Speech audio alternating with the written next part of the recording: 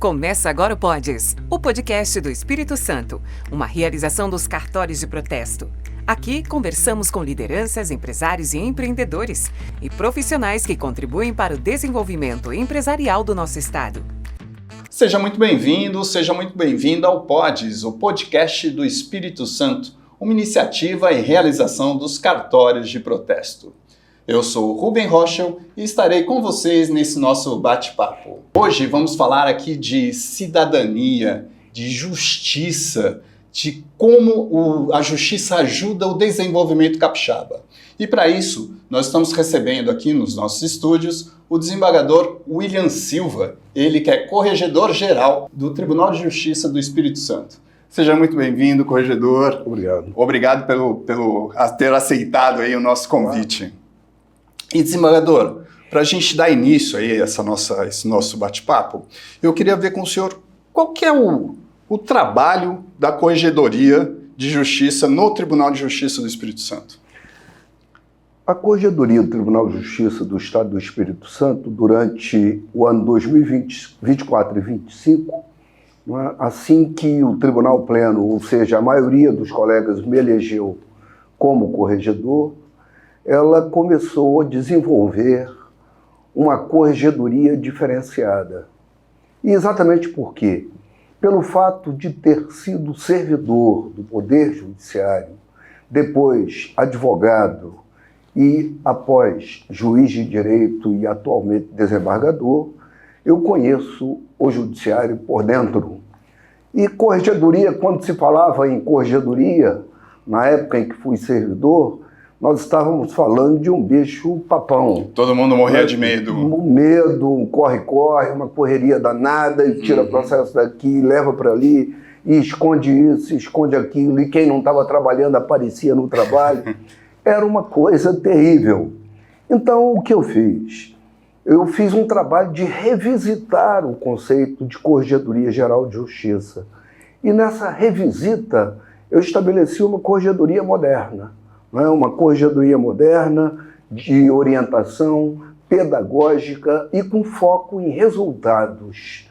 Como é que está sendo isso, desembargador? Isso foi o seguinte: nós fugimos do papel, daquele papel que todos acham que é o único da corregedoria, que é exatamente o fiscalizador, o de fiscalizar e, obviamente, se houver descumprimento de normas, sancionar o sujeito que está descumprindo.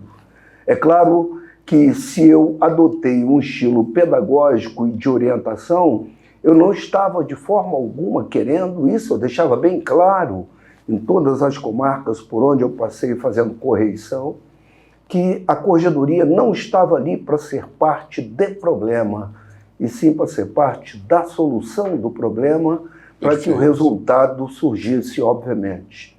O resultado surge quando se orienta, o resultado surge quando você participa da gestão e quando você ensina a gerir. E foi isso que nós fizemos durante esse biênio 2024-2025. Eu espero que o próximo colega a ser corregedor, porque o mandato é só de 2 anos, continue com esse trabalho, porque foi um trabalho profícuo, produtivo e que rendeu bons resultados. Desafiante. Desafiante porque com a corregedoria você tem a oportunidade, você desembargador, você juiz, trabalhando na corregedoria você tem a oportunidade de conhecer o Poder Judiciário no estado todo, no estado inteiro. No estado do Espírito Santo eu conheci o Poder Judiciário como um todo. Não é? E nessas correições ordinárias, por exemplo, eu fiz 28 correições ordinárias, 18 correições extraordinárias e 68 correições virtuais. Uau! É um número... Ou seja, eu fiz o Estado do Espírito Santo quase todo e, em alguns casos, até de forma desnecessária, não é, para ver situações pontuais. E desnecessária por quê? Porque já tinha sido aquele município, aquela comarca, correicionada. Mas foi um trabalho muito bom, foi um trabalho que rendeu bons resultados, foi um trabalho que rendeu, inclusive, não é, resultados produtivos para todo o Poder Judiciário, e conseguimos ajudar a sociedade, a população.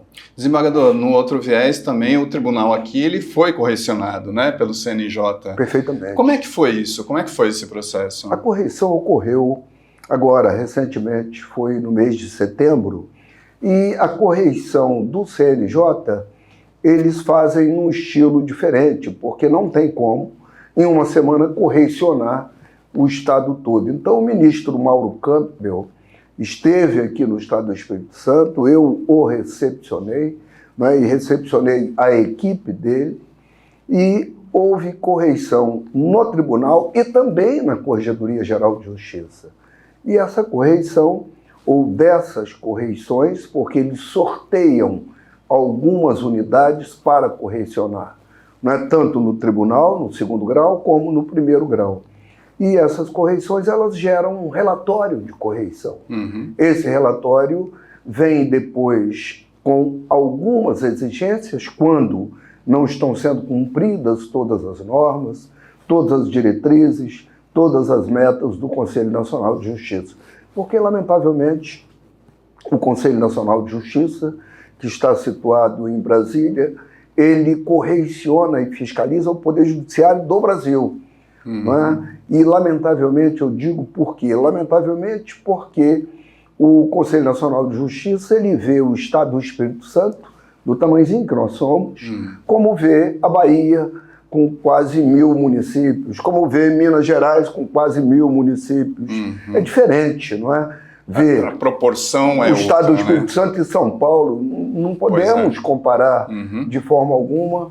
Não é? O exercício do poder jurisdicional no Estado do Espírito Santo e o exercício do poder jurisdicional no Estado de São Paulo, onde tem quase 300 desembargadores, e mais de 1.000 juízes, totalmente diferentes. Voltando a um ponto aí que o senhor falou, que me parece bastante interessante, a questão da digitalização. Como é que foi isso? Como é que foi a implantação disso? E como é que está sendo hoje o Tribunal de Justiça com esse viés de modernização? A questão da modernização e da reestruturação do Poder Judiciário, ela, lamentavelmente, novamente, vou usar o termo lamentavelmente, não compete e nem chama e nem é ouvida a Corregedoria Geral de Justiça. E não é ouvida por quê? Porque isso é problema da presidência com a sua equipe e todas as equipes que lidam com digitalização e com informatização, que é a modernização do Poder Judiciário, estão sujeitas e subordinadas à presidência. A Corregedoria Geral de Justiça, em alguns estados, ela tem autonomia para decidir e autonomia administrativa. No Estado do Espírito Santo, por incrível que pareça, a Corregedoria não tem essa autonomia. A Corregedoria só fiscaliza e orienta o primeiro grau de jurisdição, os juízes e servidores, e ela não manda em absolutamente nada em atos que são da presidência, resoluções, provimentos, para modernizar, para reestruturar.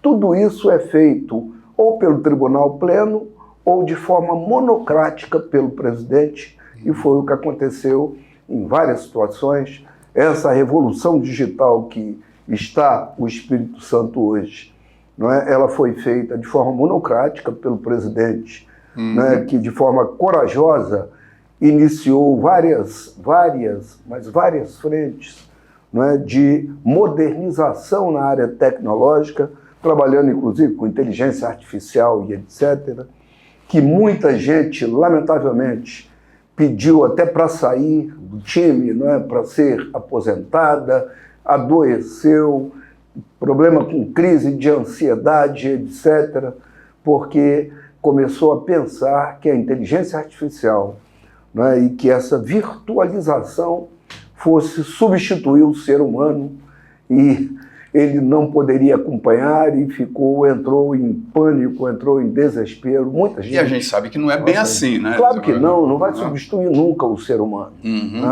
Mas, lamentavelmente, isso aconteceu. Desembargador, tem um problema que ocorre com a justiça brasileira em geral, que é a questão das altas demandas, né? Da quantidade de demandas. Como é que isso está sendo trabalhado aqui no Espírito Santo? A questão da litigiosidade excessiva sempre foi um problema do Poder Judiciário brasileiro. Uhum.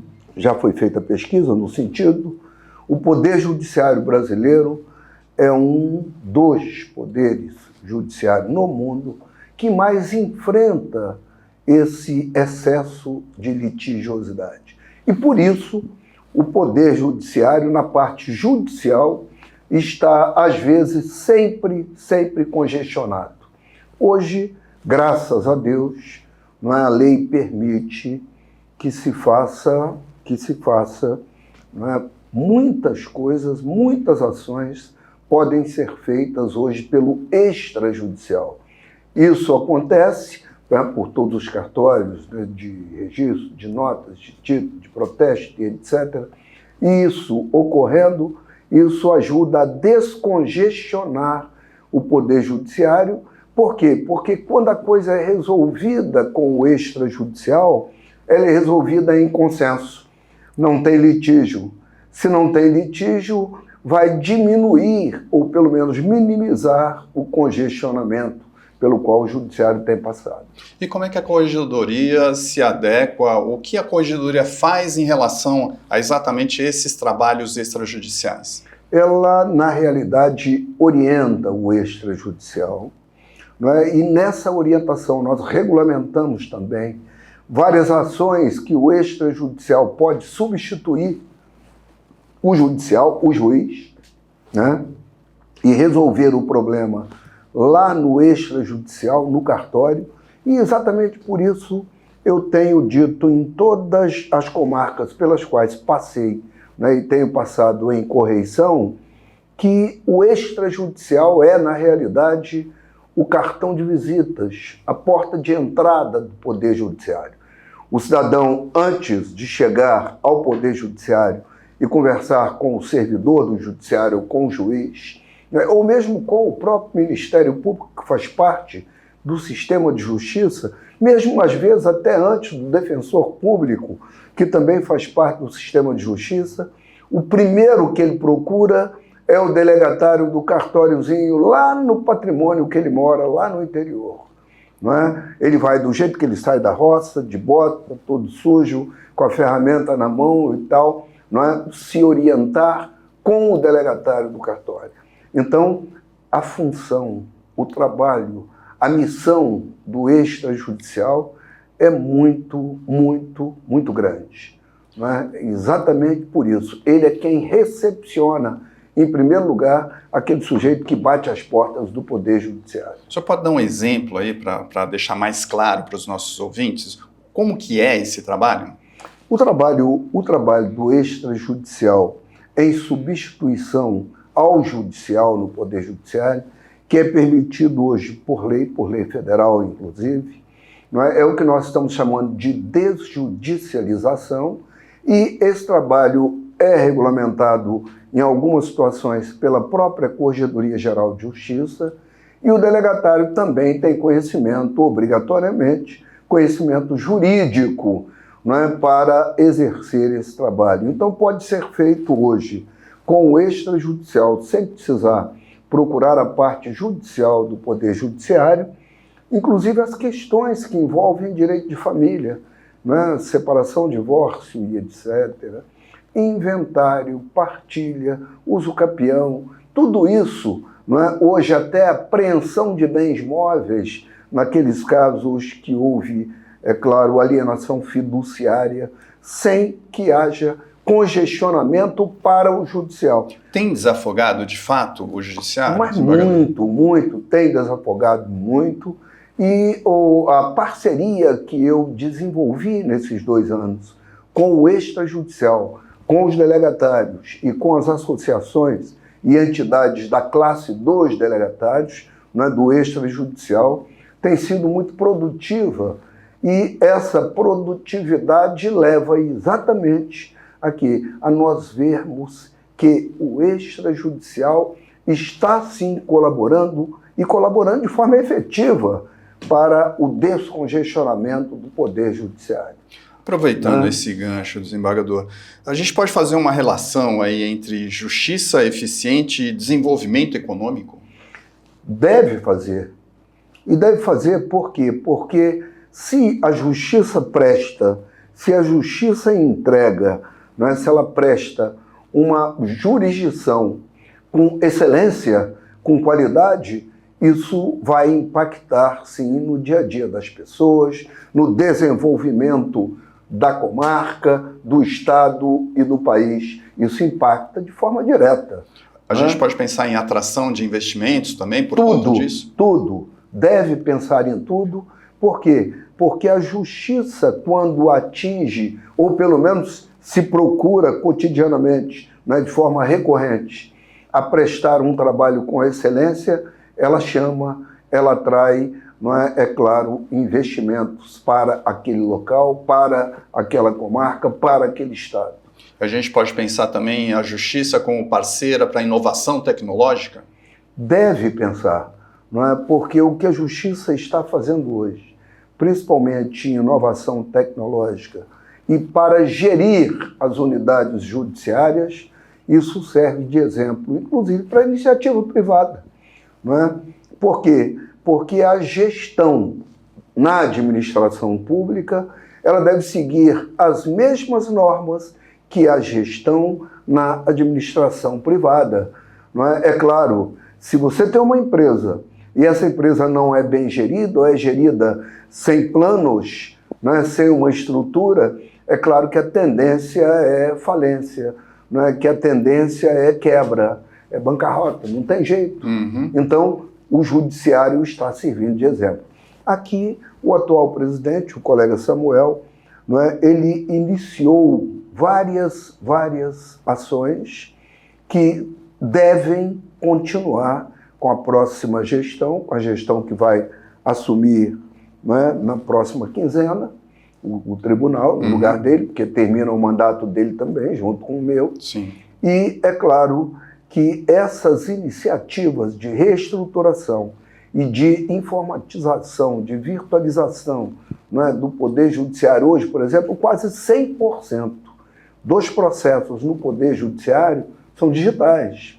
Poucos são os processos físicos. E a gente pode pensar que, em função disso, a gente tem uma celeridade no trâmite desses processos? Não só no trâmite. Tá? A digitalização, a virtualização, ela não dá celeridade só no trâmite. Ela dá celeridade na própria prestação jurisdicional, ela dá celeridade ao acesso à justiça. Hoje, lá de Manaus, do Amazonas, o advogado, que é quem pode, obviamente, representá-lo em juízo, ele peticiona, faz a petição inicial, faz a contestação, faz o recurso, aqui no estado do Espírito Santo, sem precisar de voar, de pegar um avião, de encarar um aeroporto, de encarar hotel e etc. Isso fica mais barato para todos e isso está significando o quê? Acesso facilitado à justiça. E acesso à justiça é uma das garantias constitucionais que nós temos. E falar em acesso à justiça, a gente tem um problema aí, que também é recorrente, que é a questão da regularização fundiária. A Corregedoria lançou um projeto esse ano e que, me parece, tem dado resultados efetivos aí. Como que foi isso, desembargador? Na realidade, dentro dessa área de ações sociais e de cidadania, nós fizemos e iniciamos várias ações com vários impactos. Cumprindo, primeiro, em alguns casos, determinação do Conselho Nacional de Justiça, diretriz e metas do Conselho Nacional de Justiça, e realizamos várias ações, como Semana Nacional do Registro Civil, registre-se, foi 2024, 2025, presença em situações de crise, por exemplo, o que ocorreu em Mimoso do Sul, a Corregedoria estava lá para auxiliar, que a enchente acabou com tudo, acabou com parte do acervo, inclusive. Foi terrível aquilo. Foi terrível aquilo. parceria com vários projetos sociais, associações, né, no caso de Amigos da Justiça, Cidadania, Educação e Arte, que é uma associação que tem em Ibiraçu, né, e que traz um trabalho e faz um trabalho muito bom com o Poder Judiciário. E agora o ponto que foi a menina dos meus olhos, regularização fundiária. Como é que foi isso? E direito à moradia. O REURB, eu estou na magistratura há 38 anos. Sou magistrado há 38 anos. Né? Fiquei quase 25 anos no primeiro grau, e estou há 14, né? Estou indo para 15 daqui a pouco, no segundo grau. Então estou há 38 para 39 anos de Poder Judiciário. O REURB, como política de cidadania, não é, como política social, como garantia constitucional, foi o que me atraiu. O REURB, ele existe legalmente de duas formas. Não é? Existe o REURB para a situação de vulnerabilidade, certo, e tem o REURB para, obviamente, aqueles que conseguem e que podem pagar. A regularização fundiária, ela é uma ação social básica e que cumpre a garantia constitucional do direito à moradia, a garantia constitucional da dignidade, né, da pessoa humana, e ela me realiza. E eu me senti realizado participando do REURB, tanto que eu participei de várias situações, de várias entregas de título. Por quê? Porque eu fui criado em favela, não é? Eu fui criado no morro, eu fui criado em situação de vulnerabilidade, não de passar fome, não é? Porque trabalhava, comia o que tinha e tal, mas tinha o que comer, não é? Mas não tinha uma moradia digna, não tinha um local legalizado, regularizado para morar. Poderia perder a qualquer tempo, qualquer minuto, e poderia, inclusive, ser vítima, não é, de políticos, de alguns políticos que não devemos dar crédito. Né? Momentaneamente. Sem escrúpulos, que pode chegar e obrigar, entre aspas, não é, ou pressionar o sujeito para um voto, dizendo, ou vote em mim, ou eu vou trabalhar para que você saia desse terreno, porque você está ocupando esse terreno ilegalmente, ele não te pertence, não é seu, é da prefeitura, ou tem dono que desapareceu, mas tem dono. Então, o REURB, ele regulariza essas situações. Como é que o senhor está vendo o resultado disso, desembargador? Considerando que eu vivi essa situação de vulnerabilidade, de morar na clandestinidade, não é? De ocupar local, terreno, propriedade, que eu não tinha qualquer documento, tá, de legalidade que provasse a propriedade, só tinha a posse, e posse você pode perder a qualquer momento. Eu tenho visto um resultado muito positivo com o trabalho que nós fizemos na regularização fundiária. Eu participei da entrega massiva de títulos de propriedade em várias comarcas do estado do Espírito Santo. Não é? Participei da semana do Seguro Favela, participei dessa semana e participei da entrega, só em 2024, de 175 títulos de regularização fundiária, só em 2024. Em 2025, nós pulamos para 1.402 títulos, entregamos, sendo 795 títulos, só 795, em nome de mulheres. Isso é bárbaro, não é? Um trabalho exemplar. Esse trabalho nos realizou, me realizou. E isso vale de parâmetro para um parâmetro nacional, não? Nós fizemos protagonismo nacional com essas ações, com a nossa participação nessas ações, tanto que eu participei do 49º Encontro dos Oficiais de Registro de Imóveis do Brasil, não é? Apresentando o modelo capixaba de REURB, de combate à irregularidade imobiliária, não é? E serviu como exemplo, como base, não é? De redução da desigualdade, não é? E expus para todos do Brasil, nesse encontro que se realizou em Brasília, não é? Eu expus a minha situação, a minha vivência na área. Então eu estava falando do que eu conhecia, porque eu vivi. Não é? Eu só consegui morar num imóvel regular, não é? Legal, com um documento, quando eu comecei a advogar e comecei a ganhar um dinheiro como advogado e consegui comprar um imóvel legalizado. Desembargador, vou voltar um pouquinho aí para... É admirável, sem dúvida nenhuma, essa história do senhor, a história de vida do senhor, que eu acho que as pessoas têm que ter noção disso, né? Eu acho que elas têm que conhecer um pouco mais sobre isso. Eu queria falar mais um pouco da corregedoria, do trabalho. Como é que a corregedoria acompanha a produtividade das varas? Como é que funciona esse mecanismo? O mecanismo de produtividade, que hoje vai até... Eu acho que não devia, né? Mas a maioria entendeu que deve, sim, vai até ser objeto de premiação para aquele que produz mais. Tem, né? Isso, a meritocracia aí dentro da... Atualmente tem. Né? O tribunal estabeleceu regra nesse sentido. Mas a questão da produtividade, eu da corregedoria, nós da corregedoria, só temos condições de medir, de aferir a produtividade do servidor e dos colegas magistrados de forma virtual. Né? E de forma presencial, nós só constatamos se aquele retrato que eu tenho virtual, né, confere com agora o retrato presencial que eu vou fazer. E é isso que eu faço quando eu estou em correição. E é uma das coisas que eu digo no meu registro.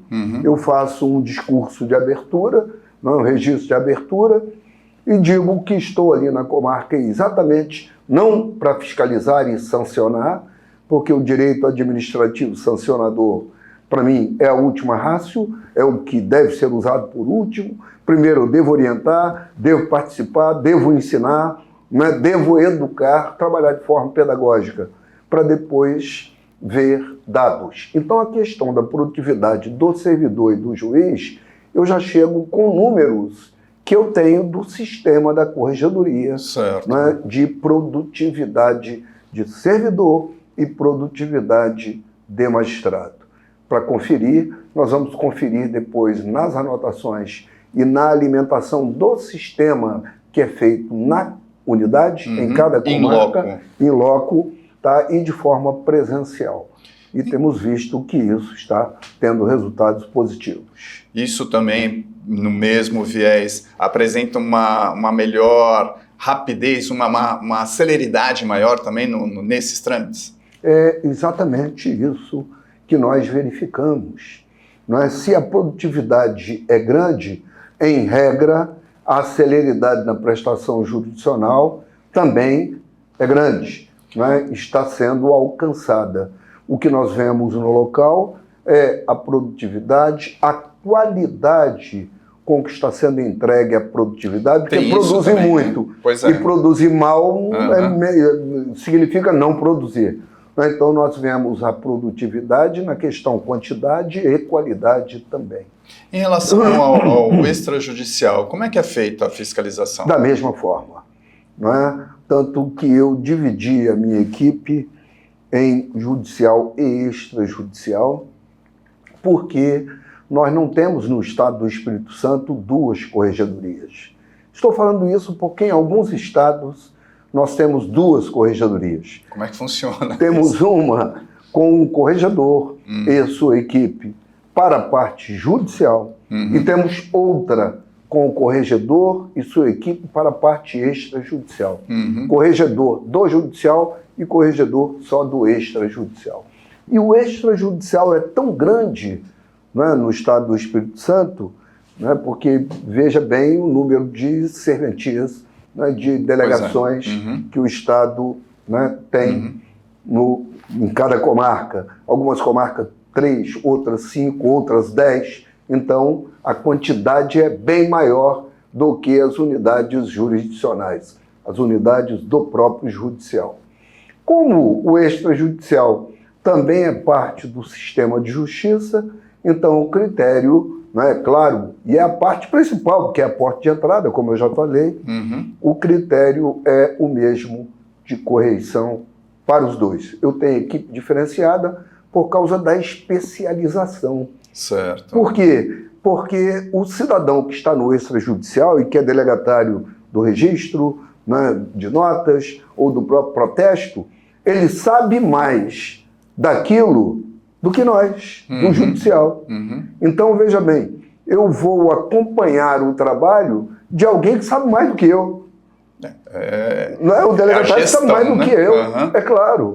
Não é? Então, eu tenho que conhecer o mínimo do trabalho, porque eu estou olhando o trabalho e aferindo o trabalho de alguém que é expert no assunto. Eu não sou naquele assunto. Não é? Eu sou o juiz, eu sou o magistrado, eu sou o desembargador. Não é? Ele é o tabelião, ele é o delegatário, ele que entende tudo de notas, de protesto, de registro. Não é? Eu entendo aquilo que está na lei. Certo. Não é? Mas ele entende tudo. Como é que a corregedoria aí, desembargador, fomenta, né, as boas práticas? De que forma? Existe um regramento? Isso é repassado para as serventias de que forma? Isso é repassado para as serventias de forma pedagógica, de forma, não é, educativa. Nós participamos, obviamente, do dia a dia da serventia, pelo menos eu adotei essa filosofia, né, e essa critério prática de conversar, né, de mostrar o que está na norma, o que deve ser cumprido. Né? Inclusive, durante esse mandato, né, durante o meu mandato, nós fizemos, né, elaboramos, obviamente eu não elaborei sozinho, elaborei com as associações de classe um código de ética, né, para os delegatários, para aqueles do extrajudicial, e esse código de ética tem que ser, obviamente, cumprido. Não havendo cumprimento, o cidadão está praticando, né, uma infração administrativa. Quando há prática de infração administrativa, a primeira coisa que eu vejo é se é a primeira vez, se o sujeito é primário, se é reincidente, não é? Se foi um deslize ou se foi uma coisa proposital. Se foi doloso, se foi culposo, não é? Se o sujeito quis aquele resultado ou se não quis. E, obviamente, nós partimos para a fase educativa, de ensinar o sujeito, de mostrar o que a lei dispõe, o que a lei prevê, como a lei regulamenta, de mostrar que ele tem que cumprir o que está na norma. Tá? E exatamente por isso, naquela situação ali, não será aplicada uma sanção desde que ele assine o que nós chamamos de TAC, né, que eu lancei também durante a minha gestão, que é o termo de ajuste de conduta. Certo. O sujeito vai se comprometer a não mais praticar aquele ato infracional, aquela infração, a não mais descumprir aquela norma. Sob pena de ter aplicada a sanção administrativa. Ali não será aplicada desde que por X tempo, 6 meses, 1 ano, 2 anos, ele não pratique qualquer outra irregularidade. Perfeito. Isso funcionou, né, de forma ótima. Eu não quis, né, sair aplicando pena de qualquer jeito. Acho que não é uma boa iniciativa para a educação. Para a educação você tem que ensinar. Sim. Né? O sujeito não errou de forma dolosa, ou seja, não errou porque quis. Errou por imprudência, por imperícia, por negligência, não é? Por descuido. Então nós vamos explicar para o sujeito onde ele está errando e que ele não pode mais fazer aquilo daquele jeito. E isso deve ser implementado daqui para frente também? O senhor acredita que o tribunal vai levar isso adiante? Precedentes existem, nós criamos, não é, o termo de ajuste de conduta, não só para servidores, mas para juízes também. Para juízes. Não é? Eu lembro de um colega, de uma colega, que estava permitindo que estagiário conversasse com as partes, não é? E estagiário firmasse acordos com as partes em audiências. um risco. Ao invés de fazer e presidir a audiência, que é função e atribuição do magistrado, estava lá despachando processos e quem estava presidindo a audiência era estagiário. Nossa, isso chegou ao conhecimento e, obviamente, isso não pode acontecer. É grave. Gravíssimo. Chamei o colega, magistrado, magistrada, conversamos e disse que o que o estagiário estava fazendo já estava mais ou menos entabulado pelas partes, já chegaram com uma proposta de acordo e que o estagiário só estava ali copiando os termos para depois o magistrado fazer, obviamente, o termo de conciliação, mas nada disso poderia estar acontecendo. Exato. Então, ao invés de punir o magistrado, de punir o estagiário, coitado, que não tem nada com isso, está cumprindo uma ordem, eu fiz termo de ajuste de conduta e funcionou bem, graças a Deus. Orientando aí, né? Só orientando. Desembargador, qual a visão da Corregedoria aí em relação à integração de Justiça Estadual e Justiça Federal? Como é que o senhor está vendo essa, que é um assunto que está no nosso dia a dia aí no Judiciário? Perfeito. Essa integração de Justiça Estadual, de Justiça Federal, essa comunicação, é claro, essa interlocução, isso é benéfico para que nós do Poder Judiciário, seja Justiça Estadual, seja Justiça Federal comum, ou seja Justiça do Trabalho, eleitoral, seja lá qual for, preste a jurisdição com mais celeridade e que se cumpra a garantia constitucional do acesso à justiça. Isso garante para o povo essa interlocução, esse intercâmbio entre os vários setores do Poder Judiciário no Brasil. Isso, obviamente, só nos ajuda a cumprir o que está na Constituição, o mandamento constitucional. Eu queria voltar a falar um pouquinho aí da carreira profissional do senhor, né? O que motivou o senhor a ir para a magistratura? Qual foi esse caminho? Eu sou nascido e criado com família pobre e em família pobre.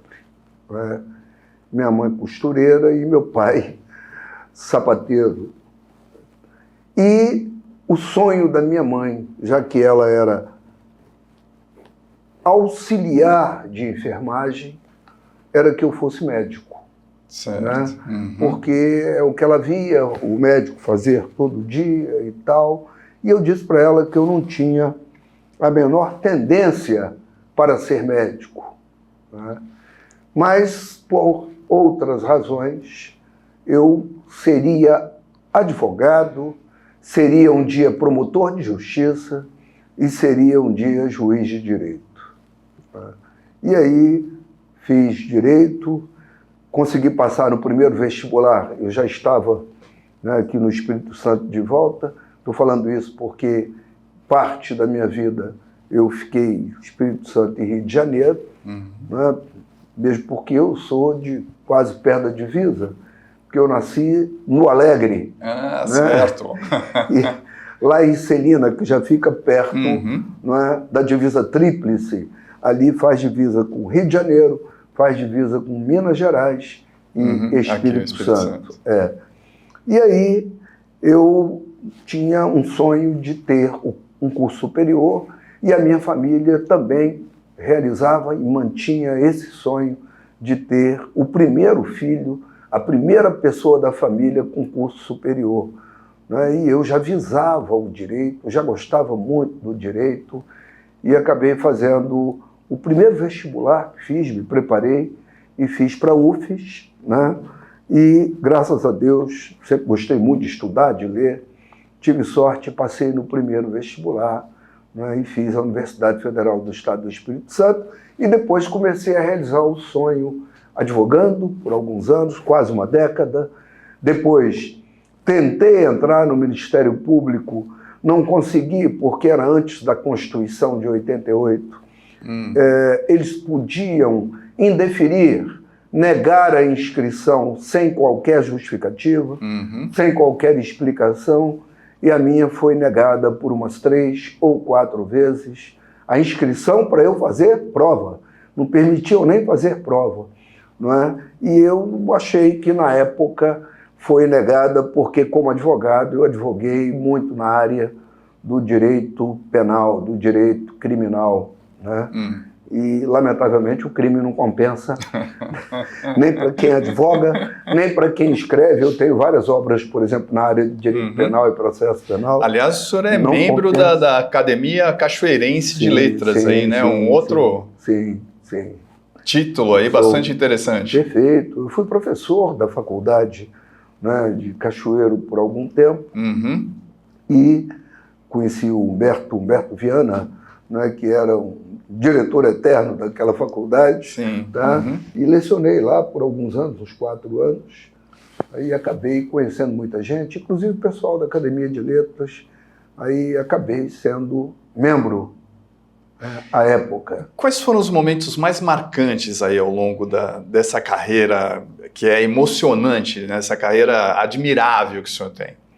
Bom, mais marcante foi quando eu consegui ingressar na magistratura também no primeiro concurso, né? O primeiro concurso que fiz. Quis ser advogado e, graças a Deus, passei no primeiro vestibular. Quis ser magistrado, quis ser promotor, não deixaram.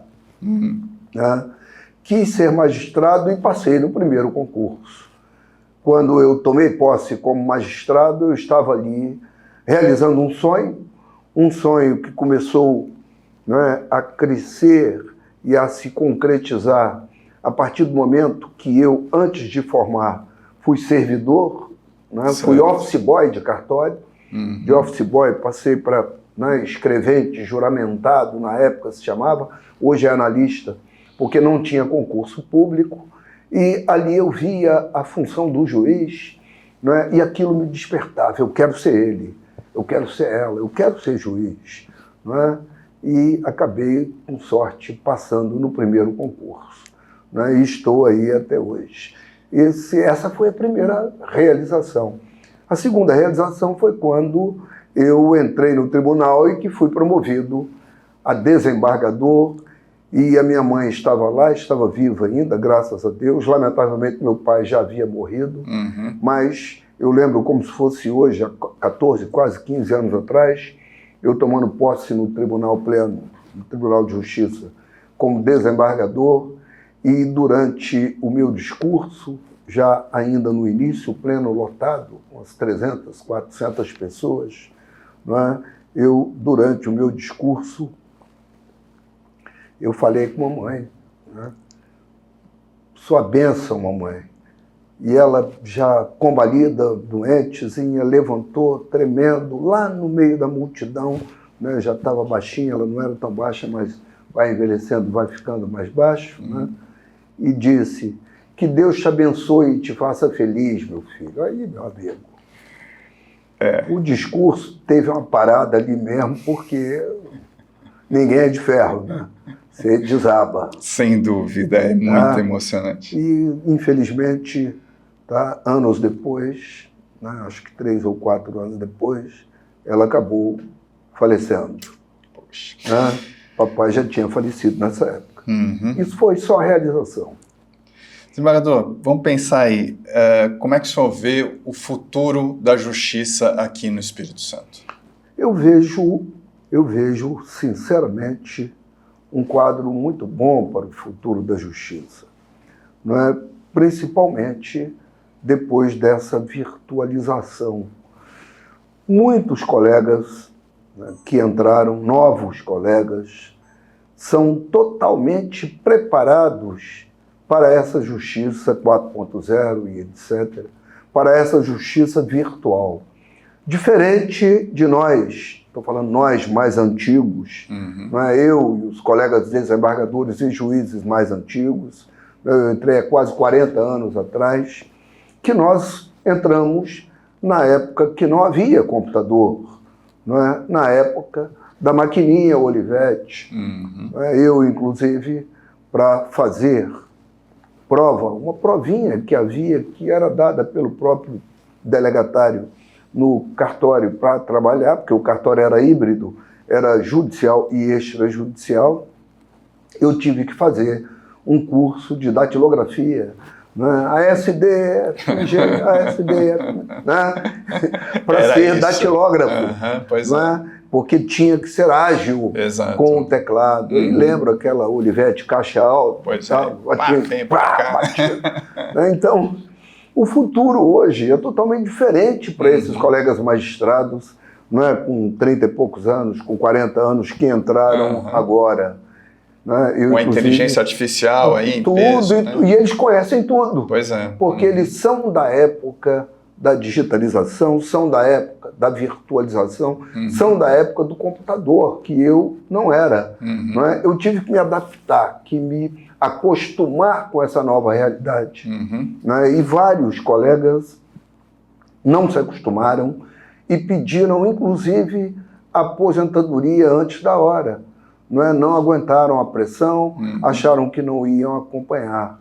Então, esse pessoal novo que está entrando e que entrou na magistratura é um pessoal preparado e o judiciário terá outra cara, não é? Terá a cara digital agora, né? Que não é a minha, que não é do pessoal mais antigo.